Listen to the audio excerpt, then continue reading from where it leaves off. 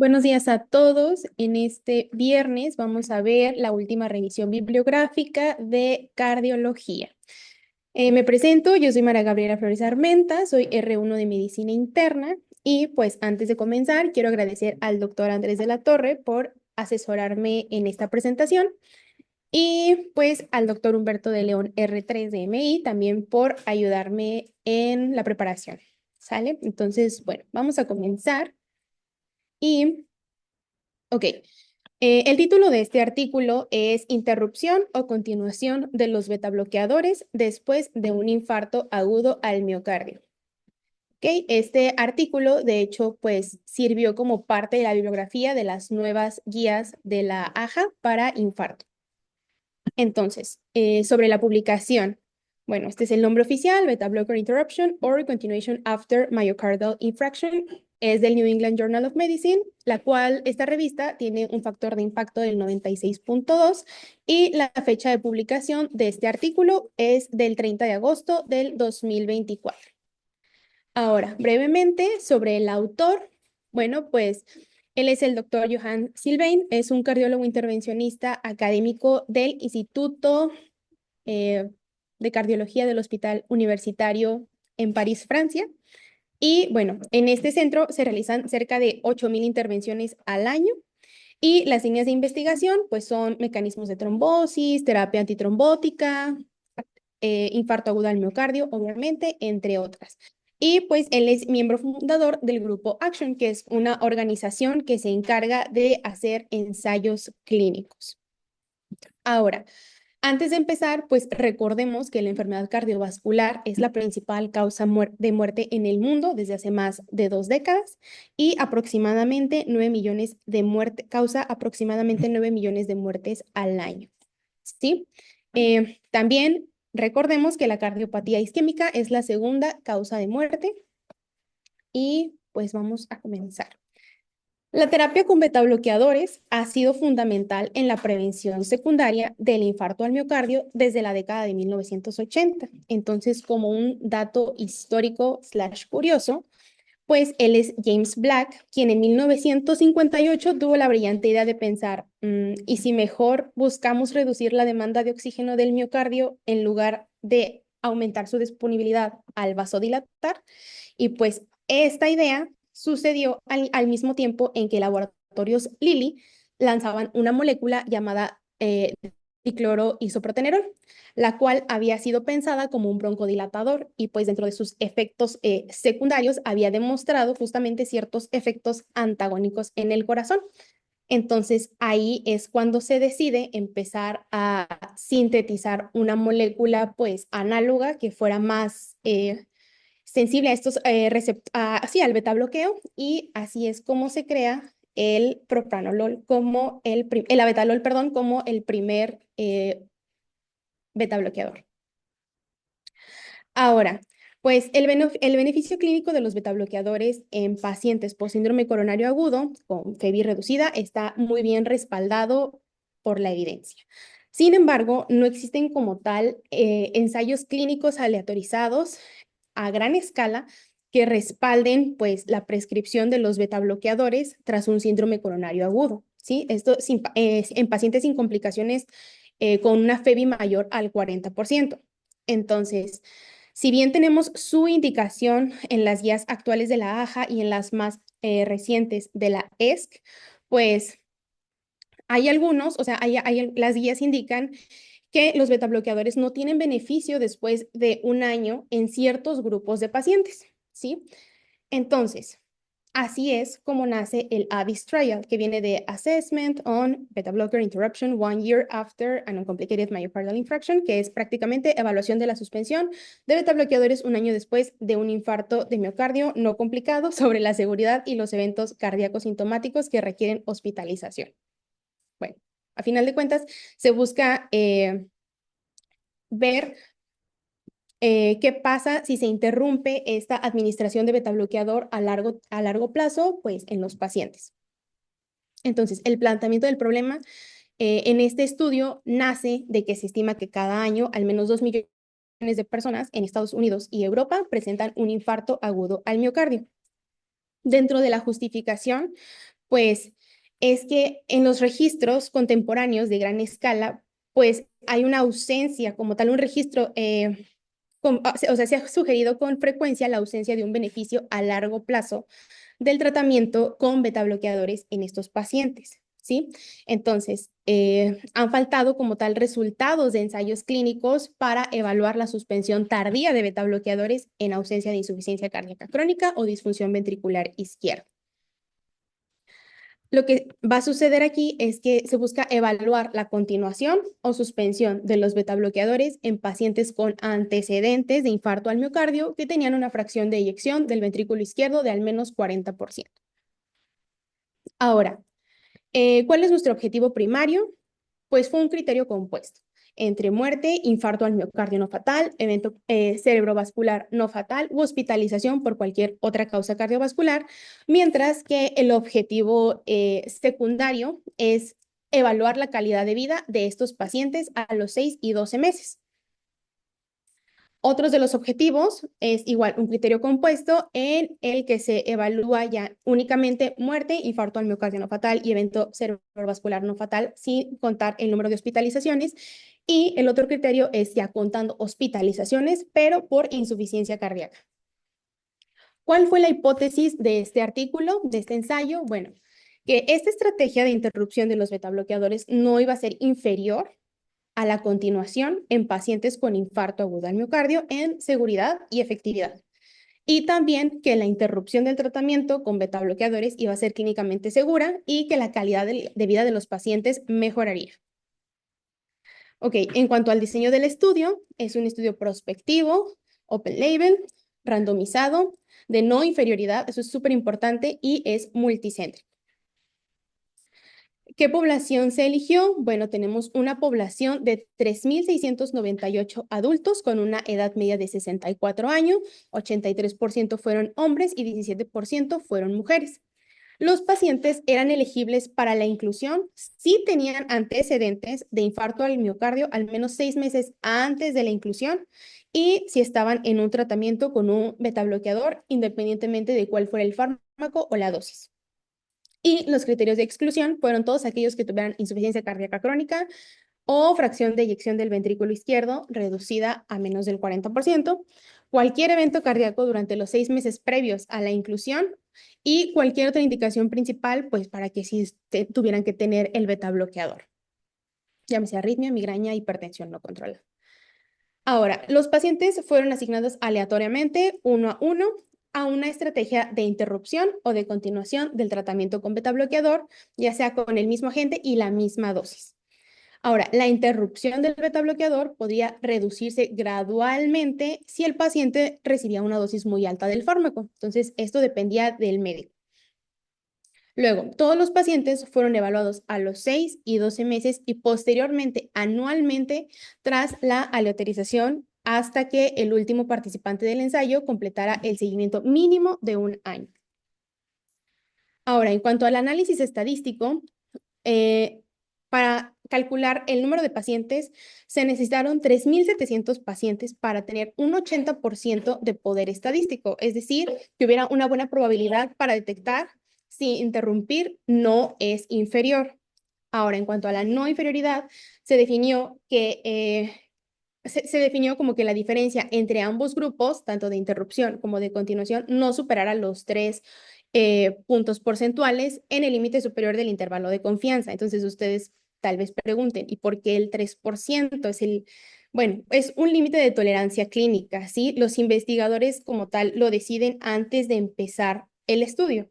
¿Sí? Entonces, si interrumpir el beta bloqueador no aumenta el riesgo más allá de estos 3 puntos porcentuales comparado con seguirlo, entonces lo consideramos clínicamente pues aceptable. ¿Sí? El 3% sería el máximo aumento del riesgo absoluto que se acepta para decir no es significativamente no inferior. ¿Sí? Entonces, si este nuevo enfoque se ubica dentro de este margen de menos del 3%, se consideraría no inferior. Eso es muy importante porque al rato que veamos las tablas, pues ahí cobrará tal vez un poco más de sentido. Entonces, como tal, pues este número no es al azar, está basado en estadísticas, en impacto clínico y pues lo que se ha usado históricamente en algunos estudios de la cardiología. ¿sí? También tenemos nuestro supuesto de base, que se estimó en el grupo de continuación, que tendría un riesgo del 12% en el desenlace principal a un seguimiento de 3 años, y el nivel alfa, que fue de 5%, que pues es el estándar habitual. Ahora, en cuanto a los datos, pues tenemos como aquí variables categóricas y variables continuas. Dentro de las categóricas, pues las que muestran frecuencia, proporción y porcentajes, y variables continuas que se van a reportar pues como medias, desviaciones estándar, etcétera. Ahora, las poblaciones analizadas, pues tenemos dos grupos, que es la intención a tratar y por protocolo. Entonces, la intención a tratar van a ser todos los pacientes que fueron aleatorizados y dieron consentimiento, que es la principal, y por protocolo, que son los pacientes que siguieron su tratamiento asignado sin pues violaciones importantes como este protocolo. Ahora, para el manejo de los datos faltantes, pues se usó el método de Markov para imputar los datos faltantes, y como análisis adicional se calcularon ciertos intervalos de confianza para los componentes individuales, tanto del desenlace primario y para los desenlaces secundarios. ¿Sí? Entonces, también hubo un análisis de tiempo hasta el evento. Aquí se hicieron curvas de Kaplan-Meier, que ahorita veremos, para ver cómo sucedían estos eventos a lo largo del tiempo, y se hizo un seguimiento de hasta 4 años. Se reportaron resultados en los puntos 12, 24, 36 y 48 meses, y se calcularon pues razones de riesgo con intervalos de confianza del 95%.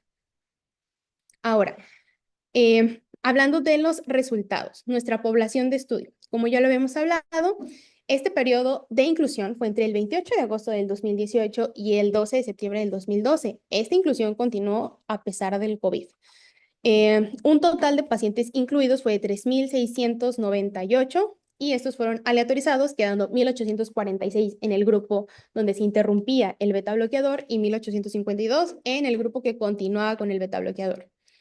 Ahora, la edad promedio, como ya lo habíamos mencionado, 63, el promedio de edad fue de 63,5 años, 64, y solamente el 17,2% fueron mujeres. El tiempo desde el infarto agudo al miocardio hasta la aleatorización fue una mediana de 2,9 años, y para buscar el equilibrio entre los grupos, pues las características se tomaron en cuenta características clínicas, factores de riesgo y pues tratamientos recomendados. Se observó que eran similares entre los dos grupos. Ahora, en cuanto a la terapia antiagregante, el 22,8%, o sea, 842 pacientes estaban tomando ticagrelor o prasugrel. Esto es impactante porque en cuanto a la revascularización coronaria previa, al menos el 95% de los pacientes había sido sometido a un procedimiento. Y de estos 95%, 96,9% recibieron ICP. También, pues, se afirma que la población de estudio representa muy bien a la población francesa y es similar a otras poblaciones europeas, que también más adelante hablaremos un poco de esto. Ahora, en cuanto al uso de betabloqueadores, los más usados fueron bisoprolol, acebutolol, atenolol y nebivolol. Ya dentro de menos del 1% estaba el metoprolol, el carvedilol, entre otros. Ahora, la dosis y el tipo de betabloqueador fueron similares entre los grupos, y la frecuencia cardíaca en reposo de inicio, en una media, fue de 63 latidos por minuto. Ahora, en cuanto al seguimiento, como ya lo habíamos mencionado, se realizó una mediana de 3 años. Y bueno, aquí es prácticamente una tabla que nos muestra ya características de los pacientes al inicio del estudio, ¿no? Que es la edad, el porcentaje de pacientes hombres, cuál era su índice de masa corporal, cuántos tenían y cuánto porcentaje presentaba hipertensión, diabetes, dislipidemia, ¿sí? Ahora, aquí pues sí, nuestros objetivos primarios y secundarios. Ok, estamos comparando dos cosas, ¿no? Los pacientes que llevaron, los dos grupos, los pacientes que se interrumpió el beta bloqueador y los pacientes que continuaron con el beta bloqueador. Entonces, de estos, los que cumplieron con el pues sí, el primary endpoint, fueron 432 pacientes de 1812, o sea, el 23.8 cumplió con este objetivo compuesto, ¿no? O sea, que fuera que no murieran, que fuera no fatal, un infarto agudo del miocardio no fatal, igual lo del stroke, ¿no? Mientras que en el grupo de los que continuaron con el beta bloqueador, únicamente, o sea, fueron casi 100 menos, o sea, de 384 aproximadamente. Sí. Ahora, en cuanto a los outcomes que hubo en este estudio, pues la interrupción se asoció con un aumento numérico en el riesgo de angina recurrente, así como otras condiciones coronarias que llevaron a hospitalizaciones y a procedimientos coronarios. Ahora, la hipótesis de que la interrupción de este tratamiento no sería inferior a la continuación de dicho tratamiento, pues no se demostró la no inferioridad. Ahorita lo veremos en las siguientes gráficas, ¿sí? Y también la interrupción del tratamiento, pues no resultó en en una calidad de vida mejor a como era parte de la hipótesis. Ahora, aquí tenemos esta gráfica que es muy importante, que nos habla justamente de estas, pues sí, de estas conclusiones. Aquí nos está mostrando cuántos pacientes presentaron cada evento, la diferencia de riesgo entre grupos y los intervalos. Entonces, esta línea roja vertical representa el 3% del que hablábamos anteriormente, ¿sí? Marca el límite de no inferioridad predefinido. Entonces, para que la interrupción fuera considerada no inferior, pues, ¿qué tenía que pasar? Que la diferencia fuera menor a 3%, ¿sí? Y la diferencia con continuación, bueno, sí, debería ser menor al 3%. Entonces, en el evento primario compuesto, que es esta primera línea, pues el límite superior, como podemos ver aquí, del intervalo de confianza fue del 5.5%, es decir, supera el umbral que hablábamos del 3%. Así que pues aquí se demuestra que no se probó la no inferioridad. Entonces, mientras que igual, o sea, en la muerte los resultados fueron una diferencia no significativa, al igual que en el infarto al miocardio, la diferencia fue no significativa. En el EBC fue prácticamente el mismo porcentaje. Y aquí podemos observar que ligeramente hubo una mayor interrupción en la hospitalización por causas cardiovasculares, pero aún así no es considerada para este 3%. Ahora, hablando del número necesario a tratar, esto es muy importante porque nos habla del número de pacientes que necesitamos tratar con una intervención durante un tiempo determinado para prevenir un evento adicional adverso, ¿sí? Entonces, ejemplo, con base en los datos que teníamos, la tasa de interrupción en cuanto a la muerte fue del 4.1 y la tasa de continuación del 4. Entonces, haciendo la diferencia absoluta, nos da un NNT de 1000, es decir, necesitaríamos 1000 pacientes para que uno, pues, demostrara un beneficio, ¿no? Y lo mismo en el infarto al miocardio. En el ictus, como ya lo mencionaba en la diapositiva anterior, pues la diferencia, pues, técnicamente no hay diferencia porque no se puede calcular ya que ambos fueron del 1%. Y aquí mucho ojo, la hospitalización por causas cardiovasculares, aquí sí se vio que por cada 43, pues, pacientes, casi 44, uno le iba a ir mejor en cuanto a la hospitalización, ¿sí? Entonces, por ejemplo, en estas gráficas, que son las de Kaplan-Meier, en esta parte observamos sí, el objetivo primario compuesto, que es la mortalidad, el infarto, el EBC y la hospitalización. La línea roja va a representar el grupo de interrupción, ay Dios, y la línea azul va a representar el grupo de continuación, ¿de acuerdo? Entonces, ¿cómo interpretamos esto? Bueno, la curva roja está más arriba que la curva azul, lo cual significa que hubo más eventos, ¿sí? Aquí hubo una diferencia de cerca de 2.5 puntos porcentuales, pero el intervalo de confianza, que era lo que hablamos, del 5.5, cruza el umbral de no inferioridad. Entonces, pues, la interrupción no fue no inferior. Ahora, aquí, donde nada más tomamos en cuenta la muerte, el infarto al miocardio y el stroke, pues la interrupción fue del 9% y la continuación fue del 8.4%. Entonces, es una diferencia pequeña y las curvas son muy similares, por lo cual no hay diferencias clínicamente significativas. Y aquí, que es muerte, infarto, EBC u hospitalización por insuficiencia cardíaca, la interrupción fue del 10% y la continuación del 8.9%. Entonces, de nuevo, hay más eventos con interrupción y la diferencia es muy pequeña, por lo que se considera clínicamente no significativo. Y en el panel D, o sea, en esta gráfica D, la interrupción fue del 6.1 para muerte por cualquier causa y la continuación del 6%. Entonces son curvas casi iguales donde no hubo un impacto en la mortalidad total.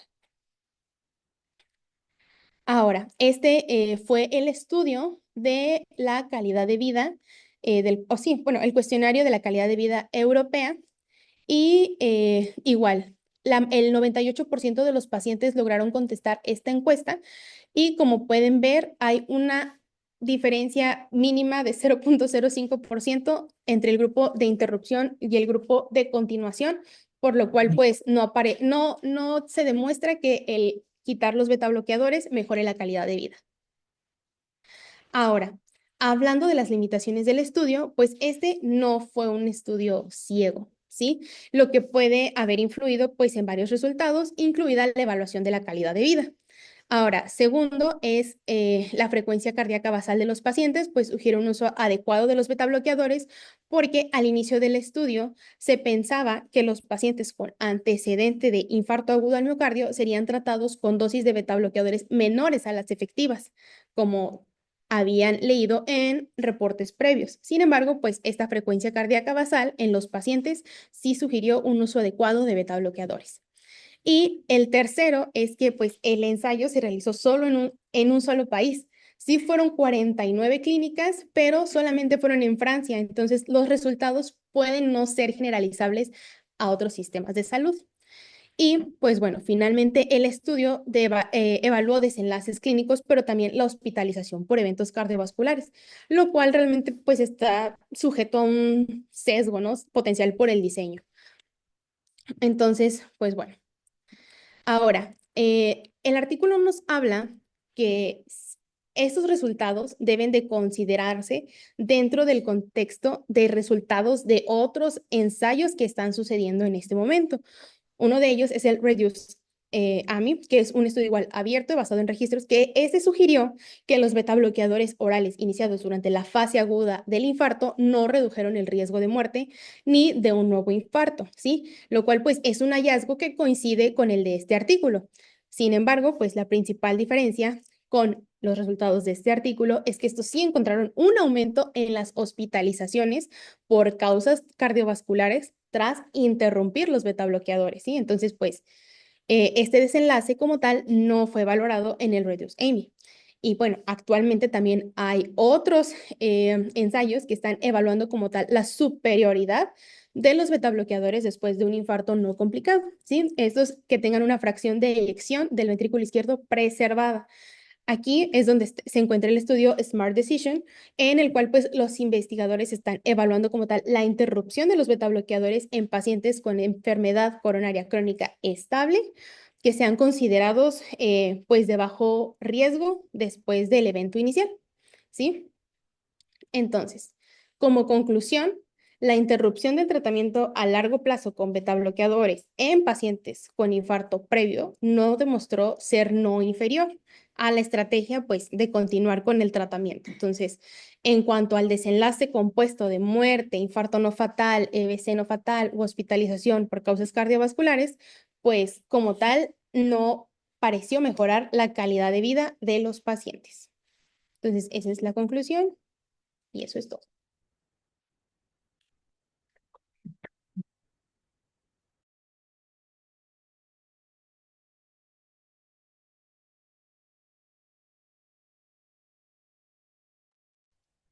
Muy bien, Mara, muchas felicidades.